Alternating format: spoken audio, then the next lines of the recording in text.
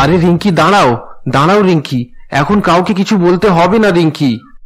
রিঙ্কি পলাশের কোনো কথাই শোনে না এবং তার মাকে ফোন করার জন্য রুম থেকে বেরিয়ে পড়ে।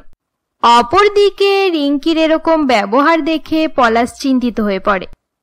এবার আমি কিভাবে রিঙ্কিকে বোঝাবো যে সে যেটা ভাবছে সেরকম কিছু নয়, আসল ব্যাপার একদম আলাদা। পলাশ রুমে বসে এসব কথা ভাবতে থাকে। অপরদিকে রিঙ্কি তার মাকে ফোন করে নতুন বাংলো কেনার কথা জানায়। আরে বাহ রিঙ্কি, এটা তো অনেক খুশির খবর। এবার তুই অনেক হ্যাপি থাকবি, তাই তো? তুই প্রথম থেকেই অনেক বড় বাড়িতে থাকতে চাইতিস। হ্যাঁ মা, আমি অনেক খুশি। আমি যেরকম বাড়ির স্বপ্ন দেখতাম শেষমেশ ওরকম বাড়িতেই থাকতে পারবো। নতুন বাড়িতে যাওয়ার জন্য আমি অনেক এক্সাইটেড। এত বেশি এক্সাইটেড হতে হবে না রিঙ্কি। একটা কথা মনে রাখিস, বাড়ি ছোট হোক বা বড় হোক, যেখানে পরিবারের লোকের সাথে থাকা হয় আর সুখে দুঃখে সকলের সাহায্য করা হয়, সেখানে বাড়ি ছোট হলেও সেটা বড় প্রাসাদের থেকেও অনেক ভালো। আরে না না, এসব তুমি কি বলছো? আমি কিছুই বুঝতে পারছি না। তুমি এসব জ্ঞান নিজের দুই বৌমাকে দাও। মা, আর একটা কথা, নিজের বৌমাদেরকে আমার নতুন বাড়ির ব্যাপারে কিছু বলতে হবে না। আমার নতুন বাংলো দেখলে তারা হিংসেই পাগল হয়ে যাবে। তুই এরকম করে বলছিস কেন রিঙ্কি? তোর দুই বৌদি অনেক ভালো। তুই নিজের জীবনে হাসি খুশিতে থাকলে তারাও অনেক খুশি হবে। আচ্ছা ঠিক আছে, তাদের কথা ছাড়ো। তারা কি করবে না করবে এটা জেনে আমার কোনো লাভ নেই। মা, এবারে আমি ফোন রাখছি। আমার বন্ধুদেরকে ফোন করে নতুন বাড়ির ব্যাপারে জানাতে হবে। আচ্ছা ঠিক আছে, রাখ।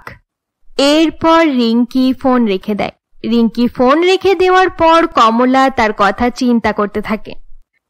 রিঙ্কি প্রথম থেকে এক্সাইটেড হয়ে গেলে আর কিছু চিন্তা করে না, তাড়াহুড়ো করে নিজের ইচ্ছে মতো কাজ করতে থাকে। হে ঈশ্বর, তুমি আমার রিঙ্কির খেয়াল রেখো, সে যেন সারা জীবন সুখে শান্তিতে থাকে। আমার বৌমাদেরকে তার নতুন বাংলো কেনার কথা না বললেই বেশি ভালো হবে। রূপার নতুন বাড়ির কথা জেনে আমার দুই বৌমা যদি নতুন বাড়ি কেনার জেদ শুরু করে দেয় তাহলে বিপদ হয়ে যাবে। এই বাড়িতে আমরা সকলে মিলেমিশে অনেক শান্তিতে আছি। কমলা বসে বসে এসব কথা ভাবতে থাকে। অপরদিকে রিঙ্কি তার বান্ধবীদেরকে ফোন করে নতুন বাংলোর ব্যাপারে জানাতে থাকে। আরে চম্পা, আমার নামে কত বড় বাংলো আছে, এটা তোরা ভাবতেও পারবি না। বাংলো দেখলে তোদের মাথা খারাপ হয়ে যেতে পারে। আরে বাহ, এটা তো খুব ভালো কথা। তোর বাংলো দেখার জন্য কবে ডাকছিস তাহলে? তাড়াতাড়ি ডাকবো। আগে আমরা এই বাড়ি ছেড়ে সেই বাংলোতে শিফট হয়ে যাই, তারপর তোদেরকে জানাবো। রিঙ্কি তার সকল বান্ধবীকে ফোন করে বাংলোর ব্যাপারে জানিয়ে দেয় এবং তাদেরকে সেই বাংলোর ছবি পর্যন্ত পাঠিয়ে দেয়। এভাবেই দেখতে দেখতে কয়েকদিন কেটে যায়। এরকমই একদিন পলাশ তার বাবা মা এবং রিঙ্কি পুরানো বাড়ি ছেড়ে দিয়ে নতুন বাড়িতে শিফট হওয়ার জন্য তাদের 4 চাকা গাড়ি নিয়ে বেরিয়ে পড়ে। যেতে যেতে পলাশ রিঙ্কিকে বলে, আচ্ছা রিঙ্কি, তুমি আলমারি থেকে সব ইম্পর্টেন্ট পেপারগুলো নিয়েছিলে তো? কিছু ছেড়ে যায়নি তো? আরে হ্যাঁ, আমি সবকিছু নিয়ে চলে এসেছি, কোনো জিনিসই ফেলে আসিনি। 1 সপ্তাহ থেকে আমি প্যাকিং করছিলাম। নতুন বাংলোতে থাকার জন্য আমি অনেক বেশি এক্সাইটেড। রিঙ্কি, তুমি কোনোদিন পুরো কথা শোনো না। আসলে সেই বাংলোটা আমাদের নয়। তাতে কি হয়েছে? ইনস্টলমেন্ট দেওয়া হয়ে গেলে আমাদেরই তো হয়ে যাবে। এবার তুমি এসব কথা বলে আমার মুডটা খারাপ করো না। নতুন বাংলোতে যাওয়ার আগে আমি নিজের মুড ভালো রাখতে চাই। রিঙ্কির কথা শুনে পলাশ চুপ করে গাড়ি চালাতে থাকে। গাড়ি চালাতে চালাতে পলাশ নানা রকমের কথা চিন্তা করতে থাকে। নতুন বাংলোতে শিফট হয়ে যাচ্ছি জেনে রিঙ্কি অনেক খুশি আছে। এবার রিঙ্কি যখন আসল কথা জানতে পারবে তখন তার সব আনন্দ শেষ হয়ে যাবে। হয়তো সে আমার সঙ্গে অনেক ঝগড়াও করতে পারে। রিঙ্কিকে কিভাবে বোঝাবো সে যেটা ভাবছে সেরকম কিছু নয়, সেই বাংলোটা অন্য কারোর। পলাশ এবং তার পরিবার সেই বাংলোতে চলে যায় এবং ভিতরে প্রবেশ করে। ভেতরে যাওয়ার সঙ্গে সঙ্গে সেখানকার সৌন্দর্য এবং চাকর বাকর দেখে রিঙ্কি অবাক হয়ে যায়। রিঙ্কি প্রথম থেকেই এরকম পরিবেশে থাকতে চাইছিল। দেখতে দেখতে নতুন বাংলোতে কয়েকদিন কেটে যায়। এরকমই একদিন রিঙ্কি যখন হলরুমে বসে ফোন ঘাঁটছিল এমন সময় তার শাশুড়ি সেখানে আসে। বৌমা, বৌমা। হ্যাঁ মা, বলুন কি হয়েছে? বৌমা, আজ তুমি ব্রেকফাস্টে সকলের জন্য পরোটা আর আলু ভাজা বানিয়ে দাও। কি বললেন? আমি রান্না করব? আমি কেন ব্রেকফাস্ট বানাতে যাব? তুমি না বানালে কে বানাবে? তুমি এ বাড়ির বউমা, বিয়ের পর থেকে আজ পর্যন্ত এইসব কাজ তুমিই করেছো, তাহলে আজ ব্রেকফাস্ট বানানোর জন্য কে আসবে? তাছাড়া আজ রান্নার কথা শুনে তুমি এরকম অবাক হয়ে যাচ্ছ কেন? হ্যাঁ, আমি এতদিন পর্যন্ত রান্না করেছি, কিন্তু এখন আমি এত বড় বাড়ির মালিক। আমার স্বামী আমার জন্য এই বিশাল বাড়িটি কিনে দিয়েছে, আর এখানে চাকরের অভাবও নেই। তাই আজ থেকে আমি আর রান্না করব না। আপনি কোনো চাকরকে বলে দিন, সে রান্না করে দেবে। বৌমা, তোমার অনেক বড় ভুল হচ্ছে। এই বাড়িটা আমাদের নয়, এটা অন্য কারোর বাড়ি। তুমি গিয়ে পলাশের সঙ্গে একবার কথা বলো, তার পুরো কথাটা শোনার চেষ্টা করো। আমি পলাশের সঙ্গে কথা বলে নিয়েছি মা। মা, আপনাকে আমি আরেকটা কথা বলে দিচ্ছি, আজ থেকে আপনি আমাকে কোনো কাজ করতে বলবেন না। রিঙ্কি এই বলে আবার ফোন দেখতে শুরু করে দেয়। এরপর আরতি সেখান থেকে রান্নাঘরে চলে যায় এবং নিজেই সকলের জন্য ব্রেকফাস্ট বানাতে শুরু করে দেয়। কিছু সময় পর আরতি পলাশের কাছে যায় এবং তাকে রিঙ্কির এরকম ব্যবহারের ব্যাপারে জানায়। আমি আর কি করব মা, আমি তাকে অনেকবার বলার চেষ্টা করেছি, কিন্তু সে আমার কোনো কথা ভালোভাবে শুনতে চাইছে না। আমি যখন তার সঙ্গে এই ব্যাপারে কথা বলতে যাচ্ছি, সেই সময় সে নানা রকম অন্য কথা বলে সেখান থেকে চলে যাচ্ছে। বাবা পলাশ, সে এখানে আসার পর থেকে বাড়ির কাজ করাই বন্ধ করে দিয়েছে। সারা দিন নতুন নতুন জামা কাপড় পরে এই বাড়িতে ঘুরে ঘুরে ফটো তুলতে থাকে। এভাবে চলতে থাকলে যেদিন এই বাংলো ছেড়ে আমরা নিজের বাড়িতে যাব, সেই সময় রিঙ্কি পাগল হয়ে যাবে। তাছাড়া এসব কিছুর পর রিঙ্কি তোর সঙ্গে সম্পর্কও শেষ করে ফেলতে পারে। তোমার কথা বুঝতে পারছি মা, ঠিক আছে, আমি আজকেই রিঙ্কির সঙ্গে আবার এই ব্যাপারে কথা বলবো। কিছু সময় পর পলাশের একটা ফোন আসে এবং আর্জেন্ট কাজ থাকায় সে বাড়ি থেকে বেরিয়ে পড়ে। অপরদিকে রিঙ্কি তার বান্ধবীকে ফোন করে কথা বলতে শুরু করে। আরে হ্যাঁ চম্পা, কাল সকালে তুই বাকি দুজনকে নিয়ে এখানে চলে আসিস। আমি আরো কয়েকজন বন্ধুদেরকে ফোন করে বলে দিয়েছি, তারাও আসবে। 8 থেকে 10 জন না এলে এত বড় বাড়িতে আনন্দ করতে পারবি না। তোরা এসে ভালোভাবে ঘুরে ঘুরে আমাদের বাড়িটা দেখিস। আরে হ্যাঁ, আমি সকলকে নিয়ে ঠিক টাইমে পৌঁছে যাব। আচ্ছা রিঙ্কি, তুই পার্টির ব্যবস্থা করেছিস তো? আরে ওসব নিয়ে চিন্তা করিস না, পলাশ এখন কাজে বেরিয়েছে। সে কাজ থেকে বাড়ি ফিরলেই আমি তাকে নিয়ে মার্কেটে চলে যাব আর পার্টির সমস্ত জিনিসপত্র নিয়ে আসব। কাল সকাল থেকে রাত পর্যন্ত আমরা শুধু পার্টি করব। আচ্ছা ঠিক আছে, তোদের বাড়িতে অনেক চাকর বাকর আছে, তাই আমি তোকে একটা লিস্ট পাঠিয়ে দিচ্ছি। সেখানে লেখা আছে আমাদের কোন বন্ধু কি খেতে পছন্দ করে। তুই নিজের চাকরকে দিয়ে সমস্ত খাবার বানিয়ে দিস। আরে তুই কিচ্ছু চিন্তা করিস না চম্পা, সব কিছু হয়ে যাবে। রিঙ্কি তার বান্ধবীদের নিজের বাংলো দেখানোর জন্য ইনভাইট করে দেয়। ফোন রাখার পর চম্পা রিঙ্কিকে একটি খাবারের লিস্ট পাঠিয়ে দেয় এবং রিঙ্কি সেই লিস্ট দেখতে শুরু করে। কিছু সময় পর পলাশ যখন বাড়ি ফিরে আসে, এমন সময় রিঙ্কি তার কাছে যায়। এতক্ষণ পর্যন্ত কোথায় ছিলে? আমি কখন থেকে তোমাকে ফোন করার চেষ্টা করছিলাম, কিন্তু তুমি ফোনও তুলছিলে না। আমি একটা মিটিং এ ছিলাম, তাই ফোন ধরতে পারলাম না। আচ্ছা রিঙ্কি, তোমার সঙ্গে একটা ইম্পর্টেন্ট কথা আছে। ওসব কথা পরে হবে, আগে তুমি আমাকে মার্কেটে নিয়ে চলো। মার্কেটে? কিন্তু কেন? আমাদের এই বাংলোটিকে খুব ভালোভাবে সাজানো হবে, তাই আমি লিস্ট বানিয়ে রেখেছি। লিস্ট হিসেবে সেই সব জিনিসগুলো আনাতে হবে। আর একটা কথা, কাল সকালে আমার কয়েকজন বান্ধবী এখানে আসবে। নতুন বাড়িতে শিফট হওয়ার আনন্দে আমি একটা পার্টির আয়োজন করেছি, তার জন্য আমাকে অনেক কিছু আনতে হবে। চুপ করো রিঙ্কি, চুপ করো। এসব তুমি কি বলছো? আমি তোমাকে বারবার বলছি যে এই বাড়িটা আমাদের নয়। তুমি কি আমার কথা বুঝতে পারছো না? পলাশ, এখন আমি মজা করতে চাই না, তুমি এসব কথা বলা বন্ধ করো। আমি তোমার সঙ্গে মজা করছি না রিঙ্কি, আমি আবার বলছি, এই বাড়ি, এই চাকর বাকর, এগুলো আমাদের নয় রিঙ্কি, এগুলো আমাদের নয়। এটা তুমি কি বলছো? আমি নতুন প্রজেক্টে সব টাকা লাগিয়ে দিয়েছিলাম, কিন্তু আমাদের কপাল খারাপ থাকায় কোর্ট থেকে স্টে অর্ডার লেগে গেছে। জানি না স্টে অর্ডার সরাতে আর কত সময় লাগবে। এসব কারণে আমাদের বাড়ি বিক্রি করে লোন শোধ করতে হয়েছে। তাছাড়া বিয়েতে তুমি যেসব গহনা পেয়েছিলে, মাকে সেই গহনা পর্যন্ত বন্ধক দিতে হয়েছে। তোমার কি মাথা খারাপ হয়ে গেছে? নিজে তো বিক্রি হয়েই গেছো, আমার জিনিসে হাত দিতে গেলে কেন? আমি অনেক দিন থেকে তোমাকে বোঝানোর চেষ্টা করছিলাম, কিন্তু তুমি আমার কোনো কথা ভালোভাবে শুনলে না। এবার ভালো করে শোনো, আমরা কেন এই বাংলোতে এসেছি। আমাদের ব্যবসা খারাপ হয়ে যাওয়ায় একদিন বাবা তার বন্ধু রমেন বাবুকে ফোন করে। ভাই রমেন, আমরা দুজন একসঙ্গে বিজনেস শুরু করেছিলাম, তুই কত উন্নতি করে নিয়েছিস, কিন্তু আমি সেই হিসেবে কিছুই করতে পারলাম না। নতুন প্রজেক্টে লস হওয়ার পর আমি শেষ হয়ে গেছি। এবার এমন অবস্থা হয়ে গেছে যে নিজের বাড়িটাও বিক্রি করে দিতে হবে। কি করব কিছুই বুঝতে পারছি না। ভাই প্রদীপ, তুই চিন্তা করিস না। তুই একটা কাজ কর, নিজের ফ্যামিলি নিয়ে আমার বাংলোতে শিফট হয়ে যা। যতদিন পর্যন্ত তোদের অবস্থা ভালো হবে না, তোরা সেখানেই থাকিস। এমনিতেই আমি দুবাই শহরে থাকি, 1 বছর 2 বছরে একবারের জন্য দেশে যাই। আমার বাংলোতে তোদের কোনো রকম সমস্যা হবে না। সেখানে আমাদের চাকর বাকরও আছে যারা বাংলোর খেয়াল রাখে। থ্যাংক ইউ ভেরি মাচ ভাই, তোর এই উপকার আমি কোনোদিন ভুলতে পারবো না। বন্ধুদের মাঝে উপকার কিসের? আচ্ছা ঠিক আছে, তাহলে তুই শিফট হয়ে যাস। এবার আমি রাখছি। এবার শুনলে তো কিভাবে আমরা এই বাংলোতে শিফট হয়েছি। তার মানে তুমি আমার সঙ্গে ধোঁকা করেছো? এত বড় ধোঁকা দিতে তোমার লজ্জা করলো না? আগে কেন বলনি যে এই বাংলোটি তোমার বাবার কোনো বন্ধুর? তোমরা শুধুমাত্র এই বাড়ির খেয়াল রাখার জন্য এখানে আছো। তার মানে তোমরা এই বাড়ির চাকর। রিঙ্কি, এবার তুমি আমার বাবার অপমান করছো। ভিখিরিদের আবার মান সম্মান কিসের? আমি আর তোমার সঙ্গে থাকতে পারবো না। আমি চলে যাচ্ছি, আর কোনোদিনও এই বাড়িতে ফিরে আসবো না। সেদিন আমি তোমাকে অনেক বোঝানোর চেষ্টা করেছিলাম, কিন্তু তুমি বাড়ি ছেড়ে চলে গেলে। একবার ভেবে দেখো, সেদিন থেকে আজ পর্যন্ত আমি কখন তোমাকে ধোঁকা দিয়েছি। আমি তোমাকে অনেকবার বোঝানোর চেষ্টা করেছিলাম যে এই বাড়িটা আমাদের নয়, কিন্তু তুমি একবারের জন্যও আমার কথা শোনোনি। তারপর যখন তুমি সত্যিটা জানতে পারলে, তখন নিজের মায়ের বাড়ি চলে গেলে।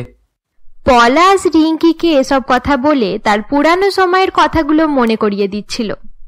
এইভাবে ভালো ভালো কথা বললে তুমি আমাকে মানাতে পারবে না পলাশ। আমি জীবনে ধনী হয়ে থাকতে চাই। এখন আমি বুঝতে পেরে গেছি যে তোমার সঙ্গে থাকলে আমার এই স্বপ্নগুলো কোনোদিনও পূরণ হবে না। এরকম করে বলো না রিঙ্কি, তুমি শুধু আমার সঙ্গে থাকো। আমি তোমাকে কথা দিচ্ছি, একদিন আমি তোমার সমস্ত স্বপ্ন পূরণ করব। তোমাকে হাসি খুশি দেখার জন্য আমি সবকিছু করতে পারবো রিঙ্কি। তোমার কাছ থেকে আমি আর কোনো কিছুর আশা করছি না পলাশ। আমার মতো মেয়েকে হাসি খুশিতে রাখার ক্ষমতা তোমার নেই। পৃথিবীতে এত ভালো ভালো ছেলে থাকার সত্ত্বেও তোমার মতো বেকার ছেলের সঙ্গে আমার বিয়ে হয়ে গেল। মায়ের বাড়িতে থাকতে গেলাম, তারাও আমাকে বেশি দিন পর্যন্ত সেখানে থাকতে দিল না। আরে রিঙ্কি, সবার ব্যাপারে খারাপ খারাপ কথা ভেবো না। তোমার মায়ের বাড়ির লোকেরা তোমার ভালো চায়, তাই তোমাকে এখানে পাঠিয়ে দিয়েছে। আমিও তোমাকে সুখে রাখতে চাই। তুমি কি চাও আর কি চাও না তা জেনে আমার কোনো লাভ নেই। রিঙ্কি এই বলে অন্য রুমে চলে যায়। পলাশ এবং তার বাবা মা রিঙ্কিকে অনেক বোঝানোর চেষ্টা করে, কিন্তু রিঙ্কি তাদের কোনো কথাই শোনে না। এমনিতেই তাদের বিজনেস ভালোভাবে না চলায় সকলে অনেক চিন্তিত ছিল, কিন্তু তার উপর থেকে রিঙ্কি এরকম ব্যবহার করায় সকলে আরো বেশি বিপদে পড়ে যায়। এরকমই একদিন রিঙ্কি যখন হলরুমে বসেছিল, এমন সময় তার শাশুড়ি তার কাছে যায়। রিঙ্কি, আমি লাঞ্চ বানিয়ে দিয়েছি, এখন আমি মন্দিরে যাচ্ছি। তোমার খিদে পেলে তুমি খাবারটা খেয়ে নিও। মন্দিরে গেলেও আপনাদের জীবনে কোনো রকমেরই পরিবর্তন হবে না মা। তুমি এরকম করে বলছো কেন রিঙ্কি? তুমি এই বাড়ির বউমা, তাই নিজের পরিবারের ব্যাপারে তোমাকে ভালো ভালো কথা বলা দরকার। হ্যাঁ, আমি ভালো কথা বলতে পারবো না। আপনার যখন মন্দিরে যেতে এতই বেশি ইচ্ছে করছে, তাহলে যান, আমার তাতে কি। আচ্ছা, আজ কি রান্না করেছেন সেটা বলে যান। আজ ডাল ভাত আর 2 রকমের সবজি বানিয়েছি। মাত্র এই কয়েক রকমের জিনিস রান্না করেছেন? আমি আপনাকে কতবার বলেছি আমি চিকেন খেতে ভালোবাসি, তাই আমার জন্য প্রত্যেকদিন চিকেন রান্না করবেন। আমি শাকসবজি খেতে পারি না। এমনিতেই তুমি বাড়ির কোনো কাজই করো না, সমস্ত কাজ আর রান্না বান্না আমাকেই করতে হয়। তার উপরে বসে বসে এমন অর্ডার দিচ্ছ যেন তুমি কোনো মহারাজার মেয়ে। মা, আমি আপনাকে সাবধান করে দিচ্ছি, এরপর থেকে আমার বাবা মায়ের ব্যাপারে আর কিচ্ছু বলবেন না। আমার বাবা মা যেমন আছে খুব ভালো আছে, তারা আপনাদের মতো ভিখিরি নয়। সত্যি বৌমা, তোমার সঙ্গে কথা বলাই বেকার। আরতি এই বলে সেখান থেকে চলে যায়। শাশুড়ির চলে যাওয়ার পর রিঙ্কি বসে বসে কিছু ভাবতে শুরু করে। ভেজ খাবার আমি খেতে পারবো না, এক কাজ করি, বাইরে গিয়ে কোনো রেস্টুরেন্টে লাঞ্চ করে নেব। শাশুড়ির মন্দিরে চলে যাওয়ার পর রিঙ্কি ভালোভাবে তৈরি হয়ে লাঞ্চ করার জন্য একটি বড় রেস্টুরেন্টে পৌঁছায়। রিঙ্কি সেখানে গিয়ে অনেক খাবার অর্ডার করে এবং ভালোভাবে খাওয়া দাওয়া করে। রিঙ্কিকে শ্বশুরবাড়ি থেকে যত টাকা দেওয়া হয়েছিল তার বেশিরভাগ টাকাই সে লাঞ্চ করতে গিয়ে শেষ করে দেয়। খাওয়া দাওয়া শেষ হলে রিঙ্কি একটি শপিং মলে গিয়ে অনেক কিছু কেনাকাটা করে। আরে বাহ, এই ড্রেসটা কত সুন্দর! এই ড্রেসটার দাম তো 5000 টাকা। এখন আমার কাছে মাত্র 2000 টাকা পড়ে আছে। এই ড্রেস আমি কিভাবে কিনবো? পলাশকে বললে সে পরিষ্কার বারণ করে দেবে। তাছাড়া সেই ভিখিরি কিভাবে টাকা পাবে? রিঙ্কির কাছে টাকা না থাকায় সে অনেক চিন্তিত হয়ে পড়ে। কিছুক্ষণ চিন্তা করার পর তার মাথায় একটি বুদ্ধি আসে। অনেক হয়েছে, এবার আমি পলাশের কাছে আর টাকা চাইবো না। এবার থেকে আমি চাকরি করব আর নিজের থেকে টাকা ইনকাম করব। সারাদিন বাড়িতে থাকি, তাই শাশুড়ি মা আমাকে নানা রকম কাজ দেওয়ার চেষ্টাও করে। আমি চাকরি করতে শুরু করে দিলে আমার টাকার আর চিন্তা হবে না। রিঙ্কি ভেবে নিয়েছিল এবার থেকে সে চাকরি করবে, তাই সে বিভিন্ন অফিসে ইন্টারভিউ দেওয়া শুরু করে দেয়। অপরদিকে রিঙ্কির মায়ের বাড়িতে একদিন কমলা যখন তার 2 বৌমায়ের সঙ্গে বসেছিল, এমন সময় কমলা বলে, অনেকদিন হয়ে গেল রিঙ্কির সঙ্গে কথা হয়নি। আরে রচনা, তোমার কি তার সঙ্গে কথা হয়েছিল? আমি তাকে ফোন করতে থাকি, কিন্তু সে আমার ফোন রিসিভই করে না। মা, রিঙ্কি আমার আর মিনার সঙ্গেও কথা বলে না। সে মনে করে আমরা তার থেকে হিংসে করি, তাই আমাদের থেকে দূরে দূরে থাকে। হয়তো তুমি ঠিকই বলছো রচনা, কিন্তু সে মনে মনে কি ভাবে এটা তো আমরা দূর করতে পারবো না। শুধু একটু কথা হয়ে গেলে সে ভালো আছে জানতে পারলেই শান্তি হয়ে যেতাম। আরে মা, যারা সবসময় মিথ্যা কথা বলে তারা এভাবে ভয়ে ভয়েই থাকে। রিঙ্কি আমাদেরকে অনেক কিছু বাড়িয়ে বাড়িয়ে বলে ফেলেছে, তাই আমাদের থেকে দূরে দূরে থাকছে। না হলে আমরা যদি তার সত্যিটা জানতে পেরে যাই, তাহলে সে অনেক লজ্জিত হয়ে যাবে। ও সব কথা বাদ দাও, তোমরা পারলে একবার তার স্বামীর সঙ্গে কথা বলে নাও। রিঙ্কি কেমন আছে তার কাছে জেনে নেওয়ার চেষ্টা করো। ঠিক আছে মা, আমি না হলে পলাশকে ফোন করে তার সঙ্গে কথা বলে নেব। পরের দিন সকালে রিঙ্কির শ্বশুর বাড়িতে পলাশ যখন বসেছিল, এমন সময় রিঙ্কি তৈরি হতে থাকে। রিঙ্কিকে তৈরি হতে দেখে পলাশ বলে, রিঙ্কি, মা বলছিল তুমি প্রতিদিন বাড়ি থেকে বেরিয়ে যাও। তাছাড়া আজকেও তুমি তৈরি হয়ে কোথায় যাওয়ার প্ল্যান করছো? তুমি এমন ভাবে ড্রেস করেছো, তোমাকে দেখে মনে হচ্ছে তুমি চাকরি করতে যাচ্ছ। হ্যাঁ, চাকরি করতে যাচ্ছি। তুমি তো ভিখিরি মানুষ, আমার খরচ তুমি বহন করতে পারবে না, তাই এবার থেকে আমাকে চাকরি করতে হবে। এটা ভালো কথা যে তুমি চাকরি করার সিদ্ধান্ত নিয়েছো, কিন্তু আমাকে এই ব্যাপারে জানিয়ে দিলে আমার ভালো লাগতো। তোমাকে বলতে যাব কেন? তুমি স্বামী হওয়ার যোগ্যই নয়। আজ পর্যন্ত তুমি আমার জন্য কি করেছো? প্রথম থেকে আজ পর্যন্ত তুমি শুধু আমাকে মিথ্যা কথাই বলে গেছো। তুমি এরকম করে কেন বলছো রিঙ্কি? ঠিক আছে, এবারে আমি যাচ্ছি। তোমার সঙ্গে কথা বলে আমি সময় নষ্ট করতে চাই না। রিঙ্কি এই বলে বাড়ি থেকে বেরিয়ে পড়ে এবং অফিসে গিয়ে কাজ করতে শুরু করে দেয়। রিঙ্কি তার মায়ের বাড়িতে নতুন কাজের ব্যাপারে কিছু জানায় না। রিঙ্কির মা, দাদা এবং বৌদি বারবার তাকে ফোন করতে থাকে, কিন্তু রিঙ্কি কারোর ফোনও রিসিভ করে না। তারা রিঙ্কিকে শ্বশুর বাড়িতে রেখে যাওয়ায় রিঙ্কি তাদের উপরে অনেক রেগে গিয়েছিল। আরে বাহ, চাকরিতে একদম সেটেল হয়ে গেছি, এখানে কাজ করতে খুব ভালো লাগছে। রিঙ্কির চাকরি করতে করতে কয়েকদিন কেটে যায়।